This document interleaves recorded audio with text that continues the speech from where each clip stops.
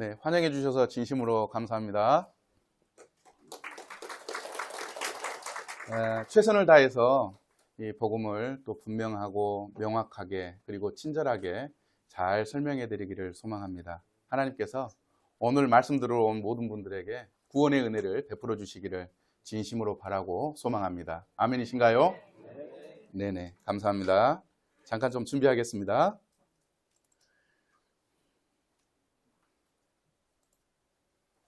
네. 복음 집회 세 번째 시간입니다. 오늘은 모든 사람이 죄를 범하였음에 하나님의 영광에 이르지 못하더니 라고 하는 제목으로 말씀을 전하고자 합니다. 우리가 첫 번째 시간에 아버지의 말씀은 진리입니다. 하나님의 말씀을 믿을 수 있는 이유는 하나님의 말씀에 결코 거짓말하지 않고 말씀하시는 것을 반드시 이루시는 하나님의 신성이 들어있기 때문에, 그리고 성경은 역사적인 사실을 기록하고 있기 때문에, 우리 양심이 하나님은 결코 거짓말하지 않는다라고 호소하기 때문에 하나님의 말씀을 믿을 수가 있습니다. 그런데 왜 믿어야 합니까? 성경은 인생의 종말을 담고 있기 때문입니다. 우리가 잘 모르지만 성경은 사람이 죽으면 끝이 아니고 그 후에는 심판이 있다고 우리에게 경고하고 있기 때문에 하나님의 말씀을 믿고 또 진지하게 받아들여야 된다고 첫 번째 시간 말씀드렸습니다. 그리고 두 번째 시간은 너희가 너희 교를 예루살렘에 가득하게 하니 라고 하는 말씀을 전해드렸습니다. 그러면서 기독교가 무엇이냐? 많은 분들이 하나님을 믿는 신앙을 기독교라고 이야기합니다. 틀린 얘기는 아니지만 그렇다고 명확한 이야기도 아닙니다. 왜냐하면 유대교도 하나님을 믿고 무슬림도 하나님을 믿고 기타 이단 종교들도 하나님을 믿기 때문에 하나님을 믿는다고 하는 얘기가 맞는 것 같지만 정확한 이야기가 아니라고 말씀을 드렸습니다. 그러면 기독교가 무엇이냐? 예수님을 믿는 종교입니다. 아멘이십니까? 하나님께서 하늘과 땅의 모든 권세를 아들 예수님에게 양도하셨어요. 만민을 다스리는 권세, 죄를 사하는 권세, 심판하는 권세, 영원한 권세를 원래는 하나님이 가지고 계셨지만 아들 예수님에게 이렇게 전달해 주셨습니다. 그래서 죄를 사하는 권세, 만민을 다스리는 권세가 누구에게 있다고요? 예수님에게 있는 것입니다. 그래서 죄를 사하는 이 놀라운 사역은 예수님이 하시는 일이고 우리는 예수님을 믿는 신앙을 갖고 있는 것입니다. 그것이 기독교입니다. 오늘은 세 번째 시간, 모든 사람이 죄를 범하였음에 하나님의 영광에 이르지 못하더니 라고 하는 제목으로 말씀을 나누고자 합니다. 요즘 인터넷이 많이 발전하고 우리 건강에 대해서 관심이 많습니다. 그래서 일반적인 의학 지식을 가지고 있는데요. 어떤 한 자매님이 제가 섬기는 하당로교회 자매님이 아침에 일어났는데 갑자기 머리가 아파요. 머리가 아픈 거예요. 그런데 머리만 아픈 게 아니고 막 어지러워요. 일어날 때 일어날 수가 없어가지고 옆에 가구를 짚고 이렇게 일어났습니다. 머리가 아프고 어지러울 뿐만 아니라 이제 구토 증상이 나는 거예요. 여러분들 생각할 때 어떤 질환인 것 같습니까? 뇌질환과 밀접하게 관계가 있는 것 같아요. 뇌경색이나 또는 이 뇌가 이렇게 혈관이 문제가 되는 그런 질병인 것 같아요. 이 자매님도 그런 의학적인 상식을 가지고 있어서 딸에게 전화를 합니다. 야야, 오늘 아침에 내 몸이 좀 이상하다. 빨리 와서 병원에 좀 데려갔으면 좋겠다. 그래서 이제 딸이 차를 가지고 와서 어머니를 모시다가 병원에 갔습니다.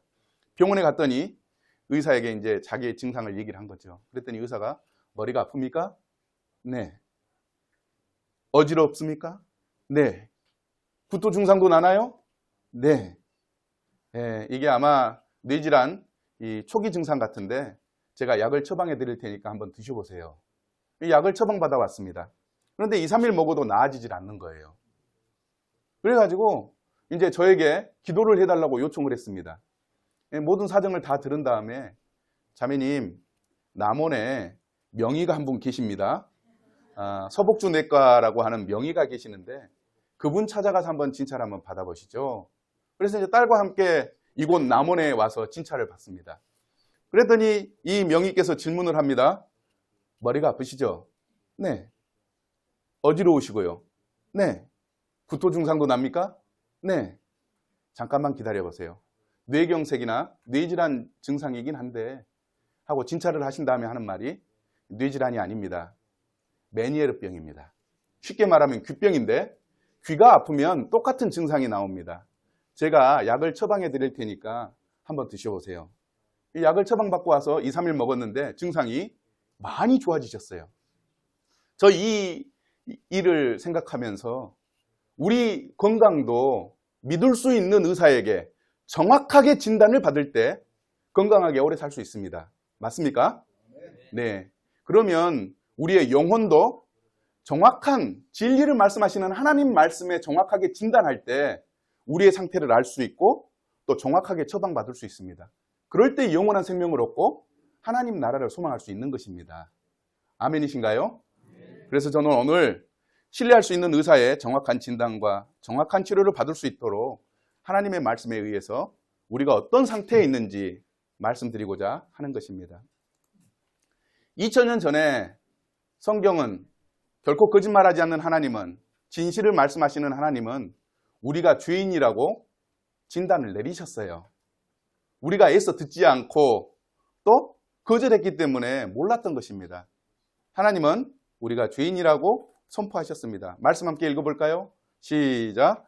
기록된 바 의인은 없나니 하나도 없으며 선한 사람도 없다. 주님 그렇게 말씀하셨습니다. 뿐만 아닙니다. 모든 사람이 죄를 범했습니다. 라고 이렇게 하나님께서는 진단을 하셨습니다. 그런데 성경은 분명히 우리가 죄인이라고 진단했음에도 불구하고 어떤 분들은 이 하나님의 진단을 받아들이지 않습니다. 이 그림처럼 하나님이 이미 죄인이라고 선포했습니다. 그러면 내가 죄인이라고요? 나처럼만 살아보라고 그러세요. 사람들이 법 없이도 살 수 있는 사람이라고 제게 얘기합니다. 그리고 제가 제 자신을 돌아볼 때 다른 사람들에게 피해를 끼치거나 또는 욕을 하거나 그런 삶을 살지 않았습니다. 저처럼만 살아보십시오 라고 이야기하시는 분들이 계십니다. 특별히 이렇게 말씀하시는 분들이 어떤 분이냐, 평생을 바른 생활 하신 분들이 대체적으로 이래요. 나처럼만 살아보라. 나 정말 양심대로 잘 살았다. 다른 사람에게 피해를 준 적이 없다. 사람들이 법 없이도 살 사람이라고 이야기한다. 그러면서 난 죄인이 아니야. 이렇게 부인을 합니다. 한번 따라해 보세요. 그것은 오해입니다. 그것은 오해입니다. 예, 왜 오해인지 독일에서 고사리 꺾는 할머니 얘기를 하나 들려드릴게요.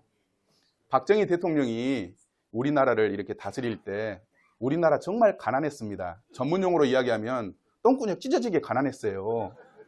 박정희 대통령이 어떻게 하면 잘 먹고 잘 살 수 있을까 고민할 때 전라도는 땅이 넓으니까 곡식을 많이 키워가지고 수입하지 않고 우리나라에서 난 곡식으로 먹고 중화공업을 육성해가지고 수출을 많이 하면 잘 먹고 잘 살 거다라고 하면서 국토개발 5개년 계획, 중화업 육성 계획을 막 세웁니다.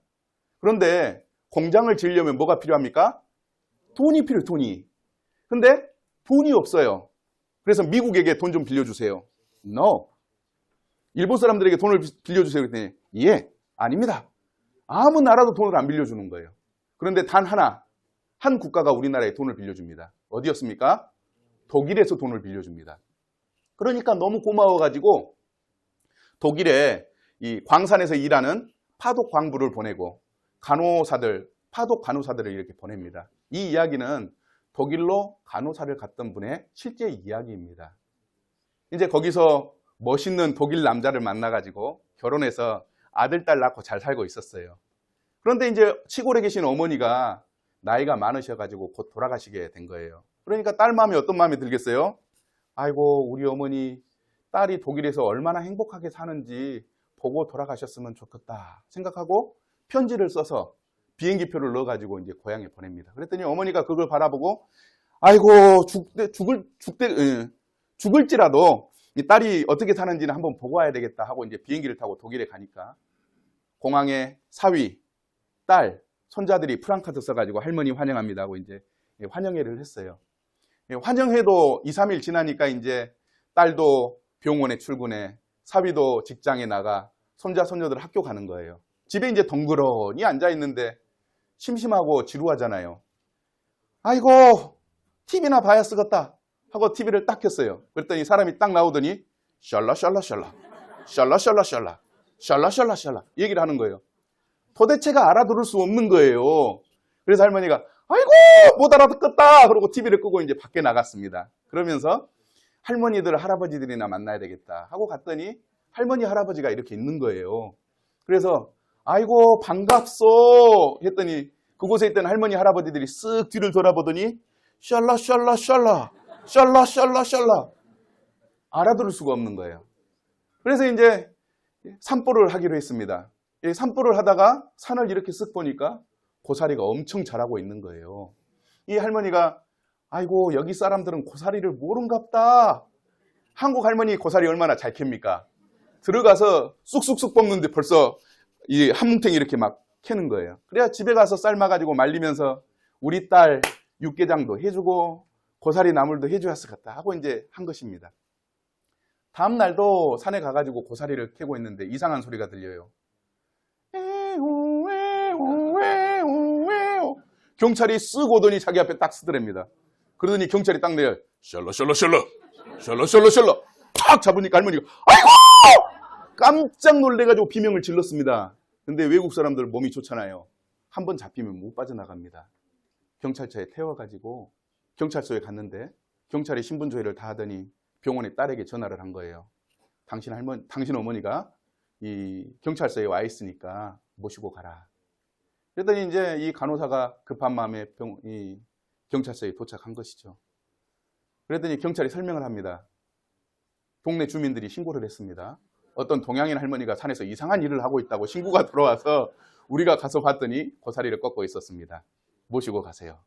그래서 이제 어머니를 모시고 가는데 경찰이 잠깐 갈 땐 가더라도 벌금을 내고 가세요. 우리나라는 그 사유지가 아니면 그냥 고사리 캐도 무난합니다. 그렇죠? 근데 그쪽에서는 자연보호가 굉장히 심하기 때문에 고사리 잘못 캐면은요, 뉴스에 보면은 벌금을 1,000만 원 내는 경우도 있습니다. 그래서 이제 이 할머니 이제 벌금을 내게 되었는데, 얼마입니까? 그랬더니 고사리 하나당 1유로, 우리나라 돈으로 약 1,500원의 벌금을 내야 된대요. 근데 어느 정도 캤냐면 간호사 한 달 월급 될 만큼의 고사리를 캔 거예요. 이제 딸이 어머니 편안하게 모셔야 되니까 그 많은 벌금 내고 어머니를 모시고 집에 갔습니다. 이게 실제 이야기입니다. 저 이 이야기를 들으면서 그런 생각을 했어요. 할머니 독일에서 지금 범죄자가 됐습니다. 한국에 있으면 범죄자가 아닙니다. 독일에서 돌아가시면 지옥 갑니까? 한국에서 돌아가시면 죄가 없어서 천국 갑니까? 사람이 하나님 나라 앞에서는 어떤 법으로 심판을 받을까? 한국 법으로 심판받을까? 독일 법으로 심판받을까? 그런 궁금함증이 생기는 거예요. 도대체 어떤 법으로 심판을 받는가? 우리나라에 외국 근로자들이 많이 들어와 있습니다. 그런 일이 일어나면 안 되지만 사고가 나서 돌아가시는 분들이 꽤 많습니다. 그분이 하나님 앞에 섰을 때 자기가 태어난 나라의 법으로 심판을 받습니까? 열심히 일하다가 살다가 돌아가신 한국의 법으로 심판을 받을까요? 하나님 나라에서는 하나님의 법으로 심판을 받습니다. 모든 나라를 뛰어넘고 모든 인종을 뛰어넘고 과거, 현재, 미래를 뛰어넘는 가장 공의로운 하나님의 법으로 심판을 받는 것입니다. 아멘이십니까? 나같이만 살아봐. 사람들이 나보고 법 없이도 살 사람이라고 얘기하시는 분들이 있죠. 어떤 생각을 갖냐면 난 죽으면 한국의 법으로 심판을 받을 거야 라고 하는 생각을 가지고 있기 때문에 그런 생각을 하시는 거예요. 오해입니다. 하나님 나라에 가면 한국의 법으로 심판 안 받습니다. 우리나라는 우측 통행하죠. 이게 법을 지키는 거예요. 일본은요, 좌측 통행이에요. 각 나라마다 법이 다릅니다. 그 법으로 심판하면 공평하지가 않습니다. 하나님은 한국의 법으로 심판하지 않습니다. 하나님의 법으로 심판받는다는 것을 아셔야 합니다. 그러므로 나처럼만 살아보라고 그래. 사람들이 나보고 법 없이 살 수 있다고 다른 생활 하시는 분들이 계시다면 내가 오해하고 있구나. 하나님 나라의 법으로 심판받는구나 하는 생각을 가지셔야 합니다. 그렇게 생각했다가는 하나님 나라에 가서 큰 코 다칩니다. 뿐만 아닙니다. 한국의 지존파 사건 혹시 아십니까? 예, 제 나이 이상으로는 지존파 사건을 기억하는 분들이 계실 겁니다. 그러나 제 아래로는 아마 모르실 분이 있어요. 영상 한번 보도록 하겠습니다. SBS 영상입니다.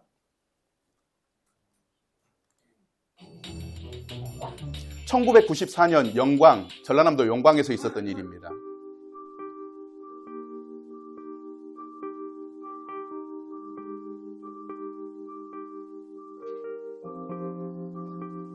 다섯 명의 이 남자들이 부자들을 납치해다가 살해하고 먹었어요 혼자 먹었어요? 아니 좀 계속해요. 안 되면 될 거 아니야. 왜 먹었어요? 마이크 하지 마. 인간 포기하려고.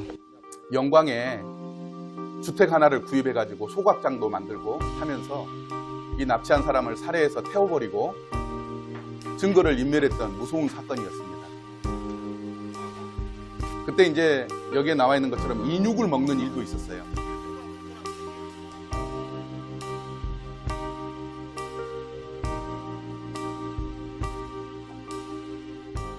그 사람 그랜저 왜 몰고 다니냐. 나 소나타만 몰고 다녔어.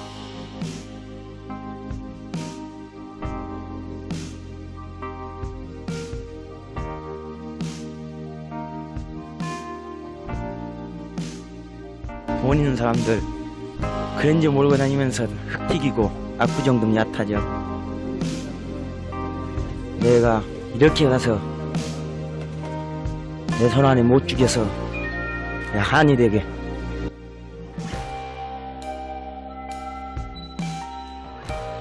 그래서 우리나라 1997년도에 마지막으로 사형 집행되고 지금까지 사형제도를 시행하지 않고 있습니다. 마지막 죽은 사람들이 이 사람들입니다. 오늘 혹시 교회에 오면서 그랜저급 이상 타고 오신 분 계십니까? 죽을 수 있습니다. 조심하셔야 됩니다. 좀 낮추셔서 소나타를 타세요. 과거에 이것 때문에 불만을 품고 고급차 타고 다니고 부유한 사람들 납치해다가 그렇게 죽였던 사건이 있습니다. 얼마나 무섭고 두려운 일입니까? 그런데 말입니다. 이 인육을 먹는 일, 이 지존파만 그런 게 아닙니다. 남태평양에 뉴기니 포레족이라고 하는 사람들이 있는데 1970년대까지 자기 섬에 들어온 외부인들을 잡아먹는 풍습이 있었어요. 옆에 있는 섬 사람들이 오거나 여행객이 오면 납치해가지고 부족민 전체가 돼지 잡는 것처럼 배를 갈라가지고 토막내서 구워서 먹었습니다. 그래서 이제 여행객이 없어져가지고 경찰이 찾아 나섰는데 그 섬에 신발과 옷가지와 가방만 남아있는 그런 일들이 실제로 있었습니다. 그런데 이 지존파와 포레족이 하나님 심판대 앞에 섰다고 합시다. 한국의 법으로 심판을 한다면 이 지존파에게 사람을 먹었구나. 너희는 사회에서 용납하지 않는 흉악한 죄를 지었기 때문에 지옥이다. 그런데 옆에 포레족이 이제 또 심판받는 모습을 봐요. 포레족이 우리 문화에서는 사람 먹는 게 죄가 아닙니다. 당연히 그렇게 하고 영양가도 보충하고 민족을 하나로 뭉치는 그런 공동체 의식을 행한 것입니다. 인육 먹는 거 죄가 아닙니다. 그랬더니 하나님께서 그래 너희는 포레족이니까 포레족 법대로 심판해야지. 너희는 무죄. 그러면 옆에서 지존파들이 하나님 나빠요. 너무해요. 내가 죄가 있다면 인육을 먹은 게 죄가 아니고 한국에 태어난 것이 죄입니다. 만약 내가 포레족으로 태어났다면 저도 지옥에 가지 않겠지요.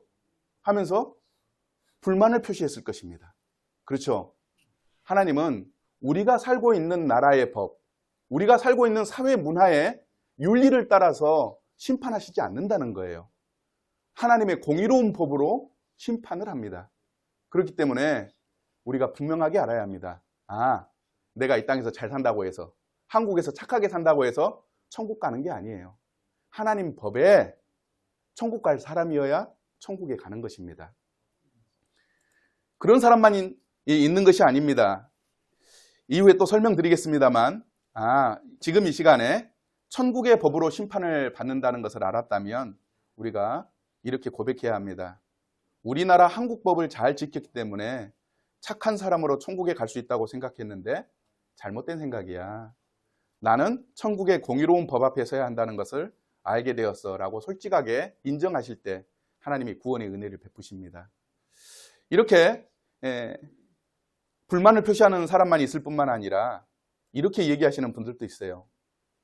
나는 그래도 흉악한 죄인은 아닌데 지존파처럼 사람을 먹거나 살해한 죄인은 아닌데 똑같이 지옥에 간다면 너무 억울합니다 라고 이야기하시는 분이 계실 수도 있어요. 나는 그래도 큰 죄는 짓지 않았다 이렇게 얘기하시는 분들이에요. 그것도 오해입니다. 따라해 보겠습니다. 오해입니다. 예, 오해하고 있는 거예요. 싱가포르라고 하는 해외여행 다녀오신 적 있습니까? 손 한번 들어보세요. 예, 다녀오신 분이 계시군요. 혹시 싱가포르 가면 가이드가 주의를 주지 않습니까? 횡단보도 함부로 건너지 마세요. 담배나 침 아무데나 버리지 마세요. 그렇게 주의를 줍니다. 왜냐하면 형벌이 달라요. 우리나라 형벌, 싱가포르 형벌이 다릅니다. 그래서 작은 죄여도 싱가포르는 또 무겁게 다스립니다. TVN에 나온 자료를 살펴보았는데요. 이 흡연, 지정된 장소에서 담배를 피지 않으면 우리나라는 경범죄에 해당해서 10만 원의 벌금을 냅니다. 그런데 싱가포르에서는 얼마의 벌금을 낸다고요? 83만 원의 벌금을 냅니다. 한국 사람이 이제 담배를 피다가 경찰에게 재수 없어서 걸려가지고 딱지를 끊는데 83만 원 쓰니까 놀래가지고 아니 한국에서는 경범죄여서 10만 원만 내면 되는데 왜 83만 원을 내냐고 그러면 이 경찰이 하는 말이 여긴 싱가포르예요. 로마에 오면 로마의 법을 따라야지. 83만 원 끊습니다. 노상방뇨. 우리나라는 급하면 사람 안 보이는 데 가서 용무 볼 수 있습니다. 예, 잘못해가지고 이제 경찰에게 걸리면 경범죄로 10만 원을 냈죠. 근데 싱가포르에서는 42만 원의 벌금을 낼 수가 있습니다. 예, 다릅니다. 그것뿐만이 아닙니다. 공중 화장실에서 물을 안 내리면 14만 원의 벌금을 냅니다. 우리나라는 고속도로 휴게소라든지 공공 화장실 가가지고 용물을 보다가 이 좌변기가 고장이 나서 물이 안 내려갈 수도 있잖아요. 그러면 이제 좀 마음이 착한 사람은 뚜껑을 살며시 덮고 화장지를 뜯어서 X자를 딱 만들어 놔요. 그러면 다음 분이 들어가서 좀 이상하다 하고 옆 칸으로 옮기면 돼요. 근데 싱가포르에서는 고장이 났다든지 내지는 물을 잘못 내리거나 안 내리게 되면 벌금 13만 원을 냅니다. 우리나라에서는 죄로 여기지도 않고 벌금도 주지 않는 이 일, 싱가포르에서는 벌금을 낸다고 하는 것입니다. 우리나라에서는 작다, 죄가 아니다라고 생각하지만 다른 나라에서는 죄가 되고 많은 벌금을 내야 되는 일이 발생한다는 것입니다. 그것뿐만이 아닙니다. 우리는 길을 걸어가다가 이 휴대폰의 와이파이 안테나가 띵띵띵띵 뜨면 와이파이가 되네 하면서 이제 유튜브도 좀 보고 카톡도 보고 인터넷 이렇게 보잖아요. 누가 뭐라고 합니까? 뭐라고 안 합니다. 우리나라는 너무 잘 돼 있어서 공공 와이파이까지 있는 나라잖아요. 그런데 싱가포르에서 가다가 이 안테나가 뜨잖아요. 무료 안테나가 떴네? 인터넷 잘못 사용했다가는 징역 3년, 벌금 820만 원을 낼 수가 있습니다. 그래서 싱가포르를 여행할 때에는 가이드의 말을 잘 따라서 지내게 될 때 벌금도 내지 않고 잘 여행할 수가 있습니다. 제가 왜 이런 설명을 드리냐면 나는 작은 죄를 지었다고요? 우리나라에서만 그래요. 이게 죄가 안 된다고요? 우리 한국 사회에서만 그래요. 다른 나라에 가면 그게 죄가 되기도 하고 많은 벌금을 내기도 한다는 것입니다. 천국은 성경의 다른 말로 어떻게 표현하냐면 하나님 나라입니다. 하나님 나라의 법은 한국의 법과 다릅니다. 하나님은 공의로우시고 거룩하시기 때문에 엄격하고 무섭게 모든 벌을 다루시는 분이시기 때문입니다.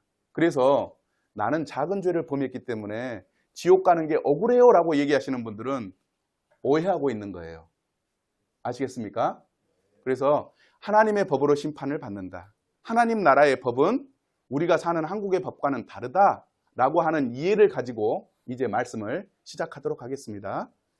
하나님은 우리 사람을 어떻게 진단하고 있는지 명확하게 진단하겠습니다. 우리는 어떤 죄인입니까? 우리는 하나님을 거부한 반역자입니다. 사람들이 하나님께 관해서 알만한 것은 하나님께서 밝히 보여주셨기 때문에 너무나도 명백합니다. 하나님께서는 세상을 창조하신 때부터 창조물, 자연세계를 통해서 당신의 영원하신 능력과 신성과 같은 보이지 않는 특성을 나타내 보이셔서 인간이 보고 깨달을 수 있게 하셨습니다. 사람은 자연을 보고 하나님이 계시다고 하는 것을 안다는 것입니다. 영상 하나 보도록 하겠습니다. 예, 이것은 은하수를 찍은 영상입니다. 타임랩스 기법이라고 카메라를 열어서 밤새 내내 촬영했다가 사람이 보기 편하게 이렇게 편집한 건데요. 실제 그런 은하수 사진입니다.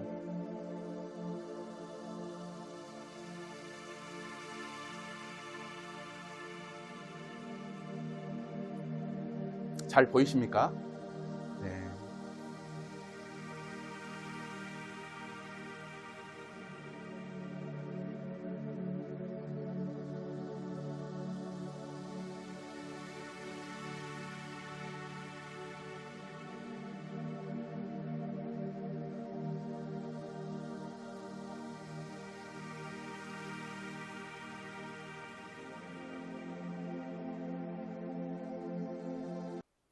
남원에서도 밤에 이렇게 은하수를 잘 볼 수 있습니까?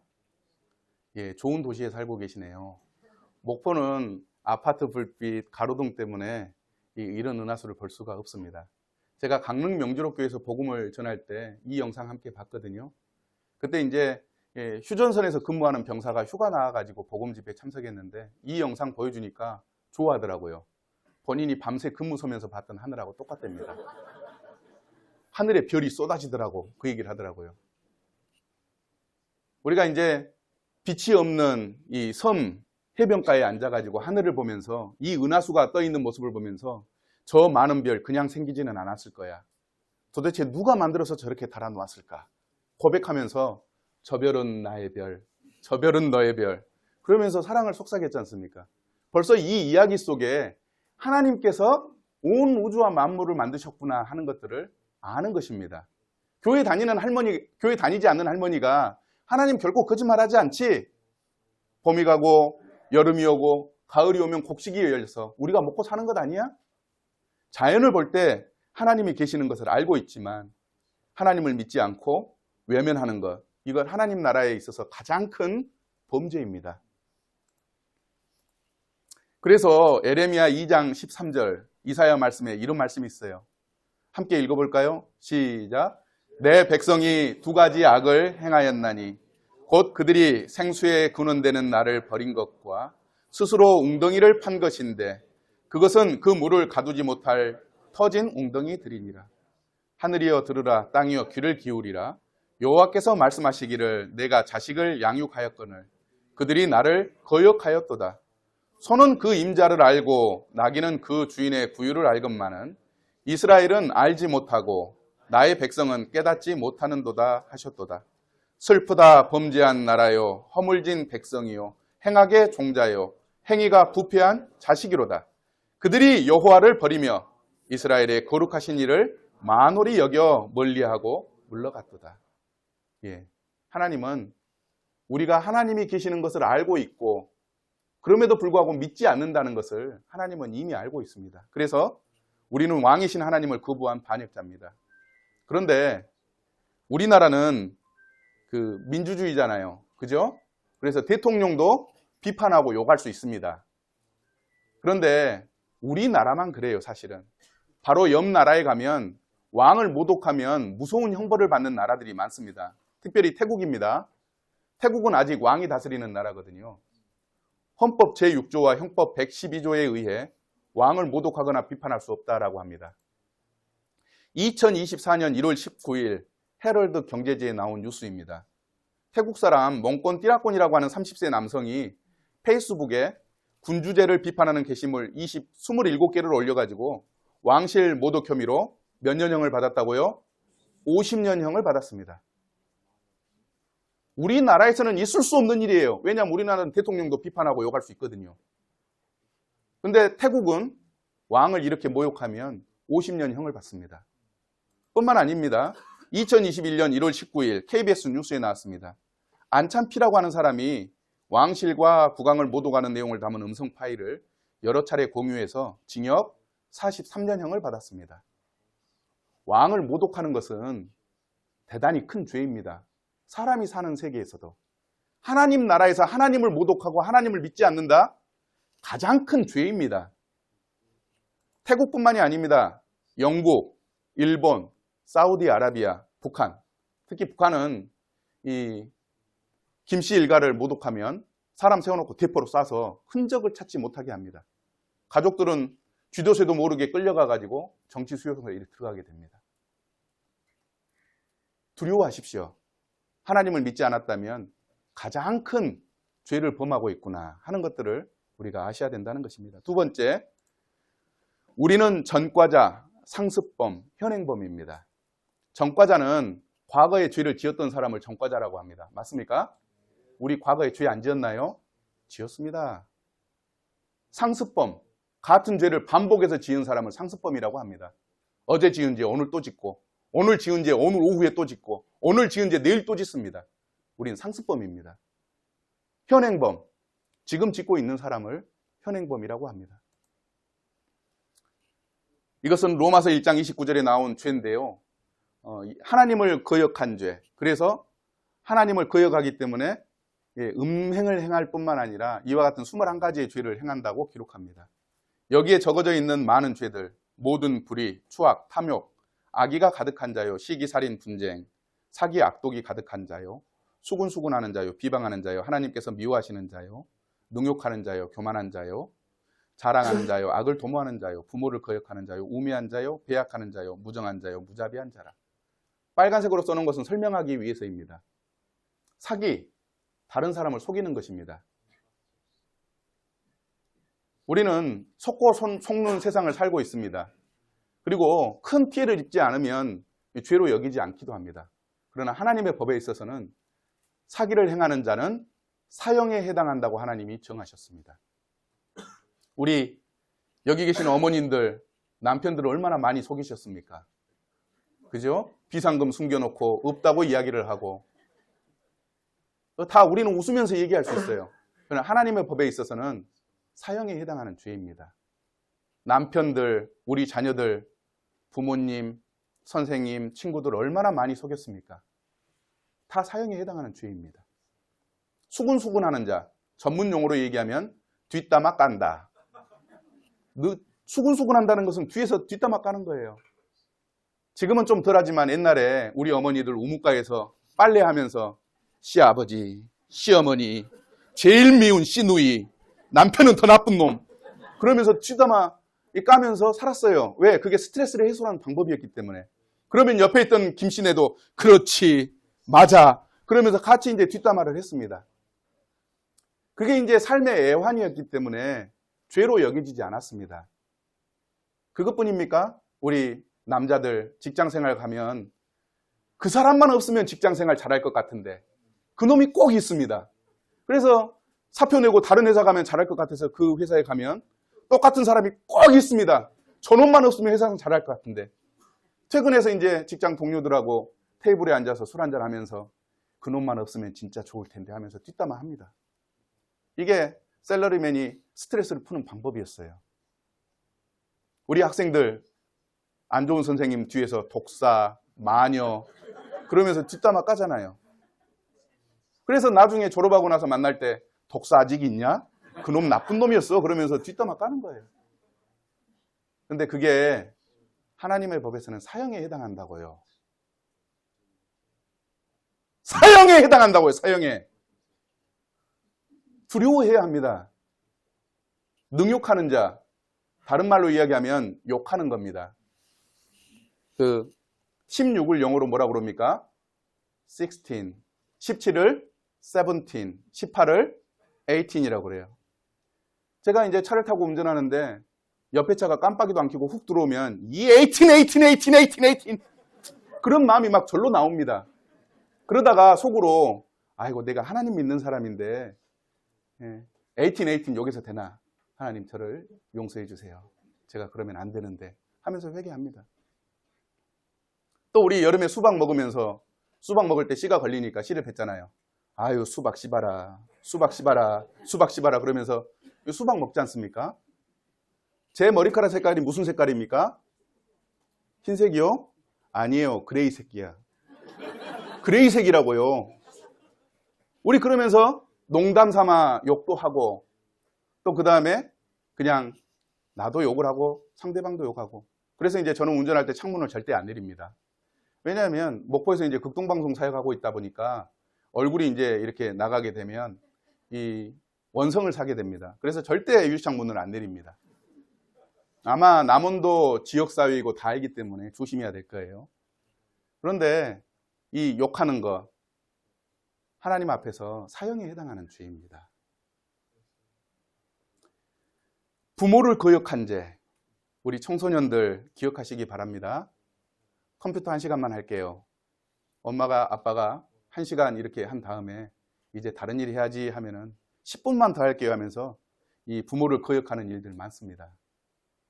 그건 우리 어머니 아버지가 사랑이 많고 자식들을 불쌍히 여기니까 용서해 주지만 하나님의 공의로운 법에는요 사형에 해당합니다. 배약한 자다. 이건 쉬운 말로 얘기하면 약속을 배신하는 행위입니다. 우리 남자들 아내하고 결혼할 때 검은 머리 파뿌리 될 때까지 손에 절대 물 안 묻히고 살게 해줬다고 했지만 결혼과 동시에 그게 거짓말이 됩니다. 맞죠? 네, 우리 자녀들 부모님에게 공부 열심히 한다고 얘기를 하고 그러면서 부모님을 속이고 약속을 지키지 않습니다. 엄마 아빠 영어 사전 사게 돈 좀 주세요. 용돈 이렇게 받고 그 다음에 다음 날에는 한영 사전 사야 되니까 용돈 주세요 해가지고 또 용돈 받습니다. 그러면서 부모를 속이고 다 하나님 앞에서 사형에 해당하는 죄입니다. 목포에 오시면 남원에 이제 유명한 음식이 있죠. 추어탕인 것 같아요. 목포에도 유명한 음식이 있습니다. 낙지탕탕이라고 들어보셨어요? 네, 낙지 맛있습니다. 낙지를 먹을 때 다리를 이렇게 훑어가지고 생으로 먹는데 잘못 먹으면 빨판이 기도를 이렇게 막아가지고 질식사하는 경우가 있습니다. 저희 이제 가족 중에서도 친척 중에도 그렇게 해서 돌아가신 분이 계셨어요. 염을 하는데 이제 낙지 발이 코로 이렇게 나와가지고 이 유족들이 우세야 하는지 울어야 하는지 모르는 상황이 있었습니다. 그런데 안전하게 먹으려면 어떻게 하냐면 이 낙지를 이렇게 다리로 훑은 다음에 도마 위에 놓고 이렇게 다져야 합니다. 목포말로 얘기하면 조사불어요. 그러면 이제 섬유질이 끊어져 가지고 먹기가 편합니다. 예, 언젠가 목포 오신다면 그렇게 대접할 수 있습니다. 그런데 말입니다.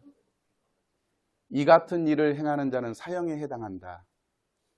우리를 하나님께서 도마 위에 놓고 한 번씩 사형을 한다고 할 것 같으면 어려서부터 지금까지 낙지 탕탕이처럼 형체가 알 수 없을 정도로 다져져 가지고 있어야 됩니다.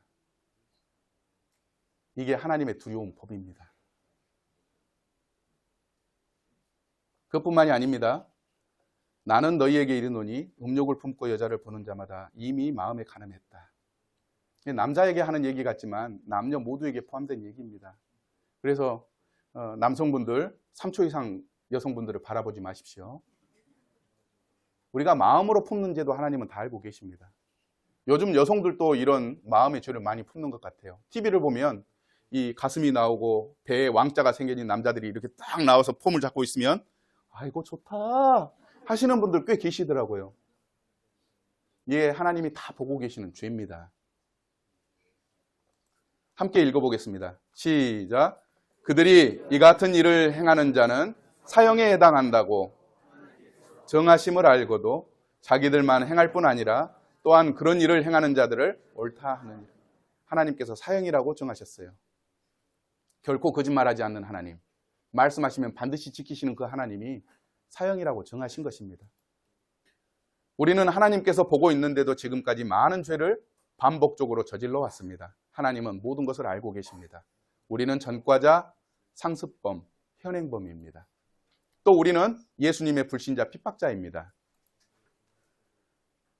그를 믿는 자는 심판을 받지 아니하는 것이요 믿지 아니하는 자는 하나님의 독생자의 이름을 믿지 아니함으로 벌써 판결을 받았다. 나 예수를 믿지 않는 것이 바로 죄다. 하물며 하나님의 아들을 짓밟고 자기를 거룩하게 한 언약의 피를 부정한 것으로 여기고 은혜의 성령을 욕되게 하는 자가 당연히 받을 형벌은 얼마나 더 무겁겠느냐. 너희는 생각하라. 예수님 안 믿는 게 죄라는 얘기입니다.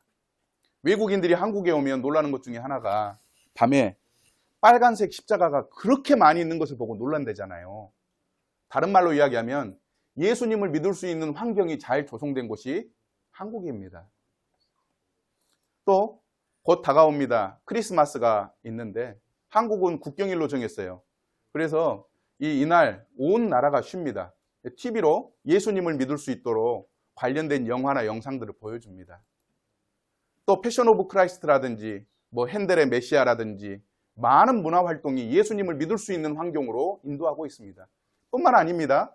서점에 가면 세계에서 베스트셀러, 성경책을 언제든지 구입해서 예수님이 어떤 분인지 알 수 있지만 예수님을 믿습니까? 안 믿습니까? 안 믿습니다. 이게 하나님 앞에 범죄입니다. 우리는 예수님의 불신자, 핍박자입니다. 무엇으로도 용서받을 수 없는 죄인입니다. 예레미야 2장 22절을 보면 내가 잿물로 스스로 씻으며 내가 많은 비누를 쓸지라도 내 죄악이 내 앞에 그대로 있다. 저는 이 말씀을 알고 있기 때문에 샤워할 때마다 이 말씀이 생각나요. 그래서 비누칠하면서 몸을 문대면서 제 스스로에게 얘기합니다. 네 아무리 비누칠 해봐라. 네 죄가 씻어지나? 안 씻어진다. 안 씻어져. 그러면서 샤워합니다. 그리고 생각하는 것은 예수님의 피가 내 죄를 씻어주지 생각하면서 샤워합니다. 하나님께 돈을 바친다고 죽을 목숨을 살려주시랴. 목숨값은 엄청난 것. 그 값을 치르기는 감히 상상도 못할 일. 어떤 분들은 교회에 헌금 많이 하면 용서받는다고 생각하는데 잘못된 생각입니다. 하나님은 그렇게 용서해 주지 않습니다. 그러므로 율법의 행위로 그 앞에서 의롭다 하심을 얻을 육체가 없다. 이 말씀을 오늘날로 바꿔서 얘기하면 교회에 열심히 다니고 11조하고 새벽기도 안 빠지고 모태신앙이고 그렇다고 해서 죄 용서되는 것이 아니라고 말씀하고 있는 것입니다. 마지막으로 이는 혈통으로나 육종으로나 사람의 뜻으로 나지 아니한다. 모태신앙, 믿는 가정이라고 해서 구원받는 것, 죄 용서받는 게 아니라는 겁니다. 미국은 라디오 방송이 많이 발달되어 있습니다. 신앙 상담하는데 한 분이 전화를 걸었어요. 목사님, 저희 집은 신앙 3대째입니다. 이렇게 전화하니까 목사님이 성경에 하나님 아버지는 있어도 하나님 할아버지는 없습니다. 전화를 뚝 끊어버렸어요. 혈육이나 혈통이나 육종으로 사람의 뜻으로 나지 않는다고 명확하게 보여주는 예입니다. 그렇습니다. 우리는 그 무엇으로도 용서받을 수 없는 죄인입니다. 그러므로 우리가 하나님 앞에 죄인임을 고백합시다. 지금까지 몰랐다면 뭐 어떡하겠어요. 그러나 이제 지금 알게 되었으니까 하나님 앞에 죄인임을 고백하면 좋겠습니다. 저는 하나님을 섬기기 거부한 반역자입니다. 많은 죄를 지은 전과자, 상습범, 현행범입니다. 주 예수님을 믿지 않은 불신자이고 핍박자입니다. 무엇으로도 용서받을 수 없는 죄인임을 고백합니다. 라고 회개할 때 하나님께서 아시고 구원의 은혜를 베풀어 주시는 것입니다. 이게 결코 거짓말하지 않는 진리를 말씀하시는 하나님의 판단입니다. 마지막 챕터인데요. 죄인이 받아야 될 형벌을 이렇게 좀 말씀드리고 싶습니다. 첫 번째는 함께 읽어볼까요? 시작. 사법적 형벌을 받아야 합니다. 이 사법적 형벌이라는 건 뭔 얘기냐면 법원에 가서 이 판사 앞에서 이 죄 있고 없고를 판결받은 다음에 이렇게 형벌을 받는 것을 이야기합니다. 약식 형벌도 있습니다. 경찰들이 현장에서 이렇게 벌금을 내는 약식 형벌도 있죠. 그들이 이 같은 일을 행하는 자는 사형에 해당한다고 할 때 이 사형이 사법적인 용어입니다. 우리나라는 사형제도가 폐지되었습니다. 그래서 지금 현재 사형이 얼마나 무서운 형벌인지 잘 모릅니다. 그런데 인터넷 들어가 보면 교회에 한 장로님이 계시더라고요. 그분이 이제 교도소에서 그 사형 집행을 했던 분이시더라고요. 그분이 간증을 하는데 법원에서 사형!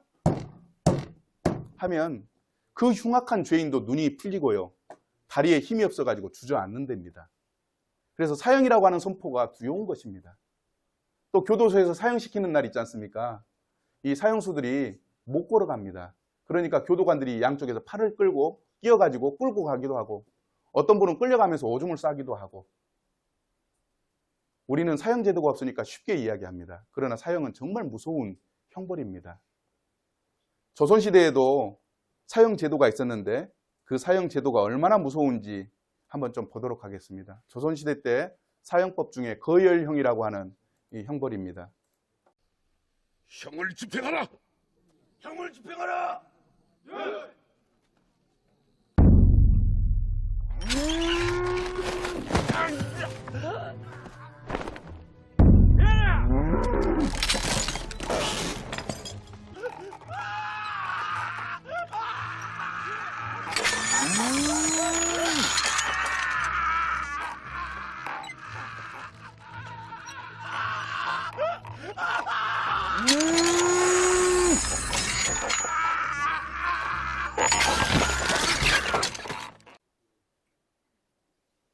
사방에서 말이나 소가 잡아 당기고 나중에는 사지가 몸에서 떨어져 나가 가지고 죽는 가장 무서운 사형법 거열형입니다.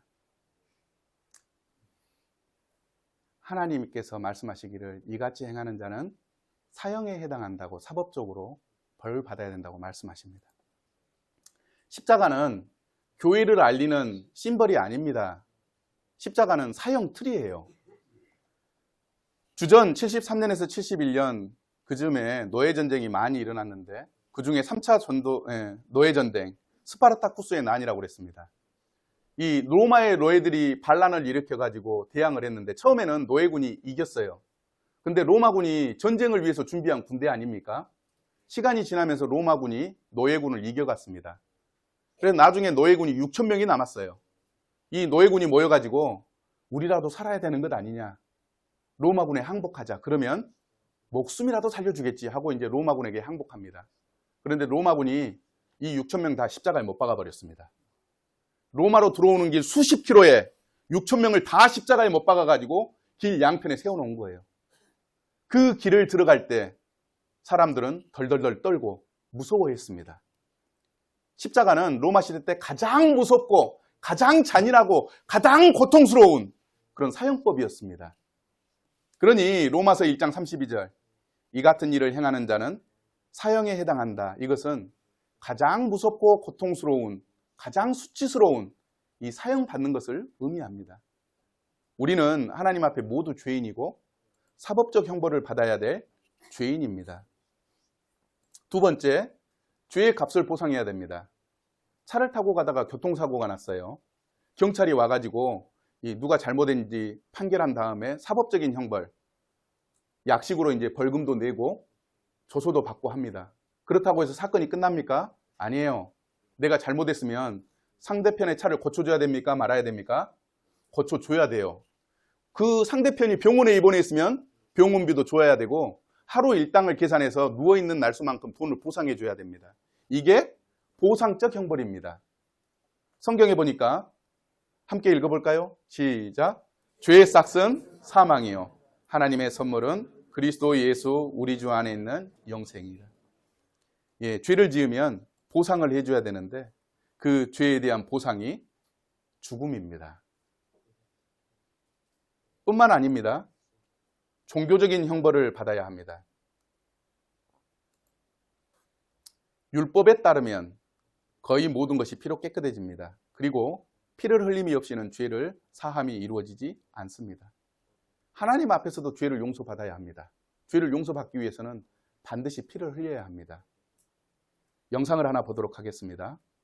고대 이스라엘에서는 피를 흘려서 죄 용서받는, 하나님 앞에서 죄 용서받는 방법이 있었어요. 그것과 관련된 영상입니다. 지금은 이스라엘이 전쟁이어가지고 성지순례를 가기가 어렵습니다만 성지순례를 가면 사마리아에서 이 유월절 행사하는 것을 볼 수 있습니다. 그것을 찍은 영상입니다. 각 집의 가장이 양 한 마리를 이렇게 선택합니다. 그리고 이제 시간이 되어서 제사장이 이렇게 들어옵니다.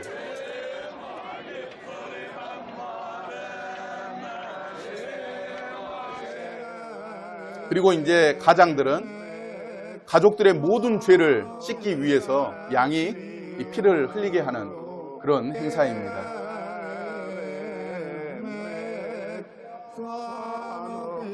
시간이 되면 양을 이제 눕히고 칼을 들어서 양의 목을 치고 이렇게 피를 흘립니다. 이제 나오는 남자분의 얼굴을 좀 유심히 보시기 바랍니다.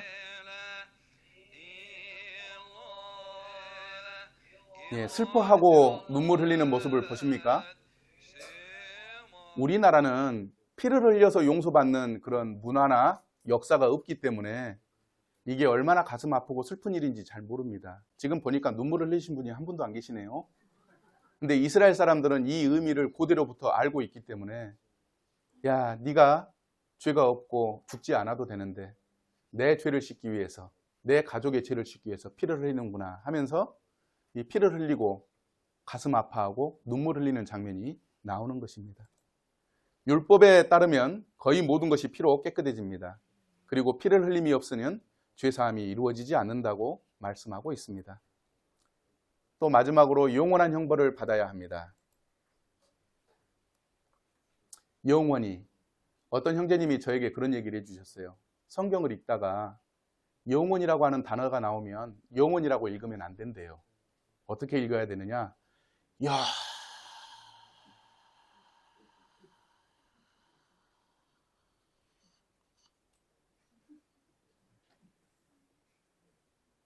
원이. 이렇게 읽어야 된대요. 여기서 영원히는 100년, 1000년이 지나면 용서받을 수 있다는 기대를 가질 수 없음을 이야기합니다.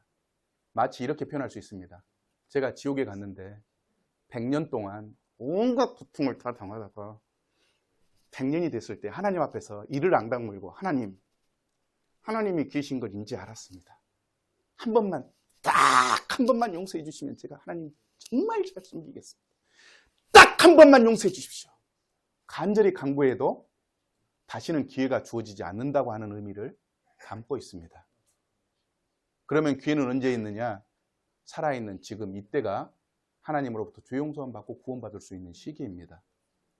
그들은 영원히 벌받는 곳으로 쫓겨날 것이며 의인들은 영원한 생명의 나라로 들어갈 것입니다. 각 사람이 자기의 행위대로 심판을 받고 사망과 음부도 불못에 던져지니 이것은 둘째 사망 곧 불못이라. 누구든지 생명책에 기록되지 못한 자는 불못에 던져지더라. 두려워하는 자들과 믿지 아니하는 자들과 흉악한 자들과 살인자들과 음행하는 자들과 점술가들과 우상 숭배자들과 거짓말하는 모든 자들은 불과 유황으로 타는 못에 던져지니 이것이 둘째 사망이다. 거짓말과 믿지 않는 것은 우리가 생각할 때 죄로 여기지 않는 또는 작은 죄로 여길 수 있지만 하나님 나라의 법에서는 지옥에 갈 죄임을 우리에게 명확하게 보여줍니다. 이렇게 말씀을 드려도 지옥이 얼마나 무서운지 잘 모르시는 것 같아요. 그래서 첫날 봤던 지옥 영상을 한 번 더 보고 마치도록 하겠습니다. 이것은 사실 실제가 아니고 사람이 만든 영상인 것을 생각하시고 짤막하게 보겠습니다.